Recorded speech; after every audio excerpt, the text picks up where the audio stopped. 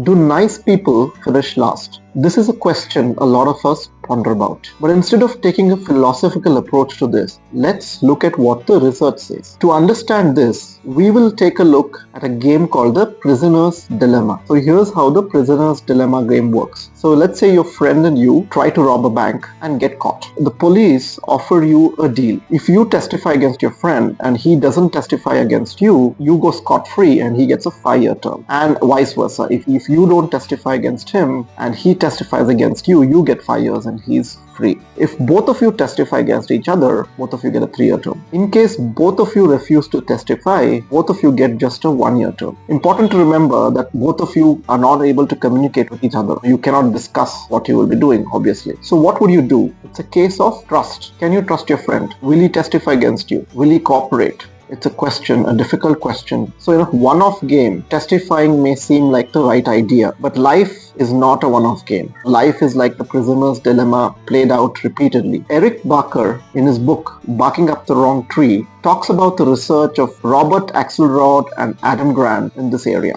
So in the 1980s, Axelrod decided to run a simulation of the prisoner's dilemma game. So he invited computer programs to participate in this simulation. So the idea was the prisoner's dilemma game will be run in multiple sequences and computer programs will make a decision on whether they will testify or not and things like that. So he received multiple nominations of computer programs. Some of them were nice, always did not testify, so they kind of cooperated with their friend. And some of them were on the other end of the spectrum, which is they were always bad, which was called all D, right?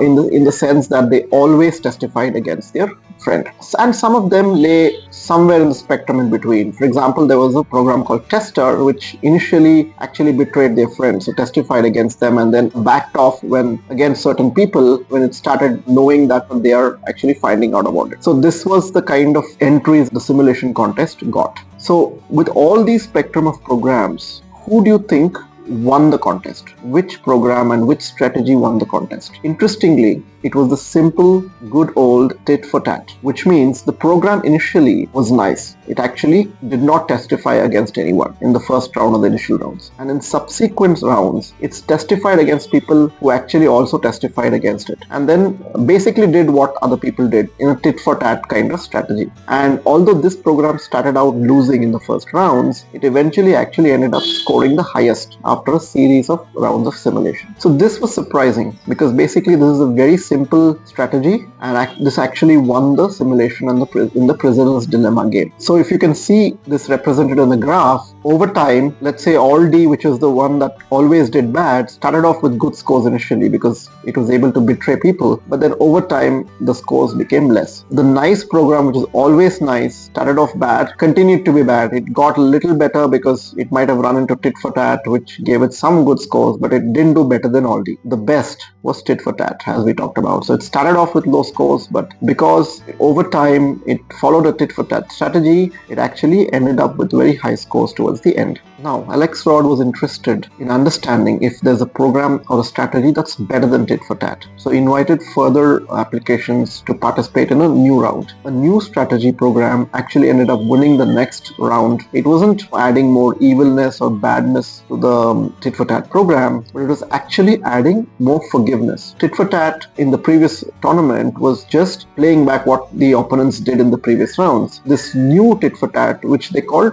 generous tit for tat, the program actually occasionally forgave its opponent. So although it remembered to give back if opponent or the other prisoner had betrayed in the previous round, but after some time it forgave once in a while and tried to see if the person has changed for good. And this strategy actually did better than tit for tat. So generous tit for tat scored eventually better than tit for tat. Axelrod didn't stop here. He was interested if there's some other strategy that can do even better. So he conducted another simulation and invited more changes to the strategies and programs. And this time the program that won was not the one that became even more good or better, but actually the one that added a little betrayal, unfortunately. So basically it was the same as generous tit for tat, but if some opponent was always being nice and never betrayed it or never gave it back, it started betraying that. So it started gaining some points those rounds and actually did better than generous tit for tat. So this is sad but true. So what does this mean for all of us? I mean, do nice people finish last? If you take a look at the research presented by Eric Barker in his book, the research done by Adam Grant and Robert Axelrod, we can sum this up in a few lessons. The first lesson is don't be envious. Life itself is not a zero-sum game. Robert Axelrod put it nicely when he said, tit for tat won not by beating the other player, but by eliciting behavior from the other player that allowed both of them to do well. So basically, tit for tat was not envious that other people were doing well. What it did was played its own game, was nice to people who were nice, but did not allow people to walk over it when they betrayed it. So don't be envious. The second lesson is be a giver and cooperate first. The people who started out betraying, like Aldi or Tester, actually didn't do that well in the long term. The program tit for tat or generous tit for tat that did well was the one that started out good. Don't start by being a bad person. Start by being a nice person. Cooperate initially. The third lesson is don't be overly nice or selfless. Reciprocation, whether good or bad, is necessary. If you are totally selfless, where even if somebody betrays you or does bad for you and you continue to be nice to that person for the long term, they will walk all over you. As you can remember, generous tit for tat, when betrayal was added, actually started doing better. So you cannot allow bad people to continue to walk over you in the name of selflessness. The fourth lesson is don't be too clever. I mean, we've seen a bit of this, but the strategy for winning tit for tat or generous tit for tat was pretty simple. Be nice, give back the bad if necessary. And it was a simple strategy. More cleverer strategies like trying to betray first, trying to be too smart, didn't actually win in the long term.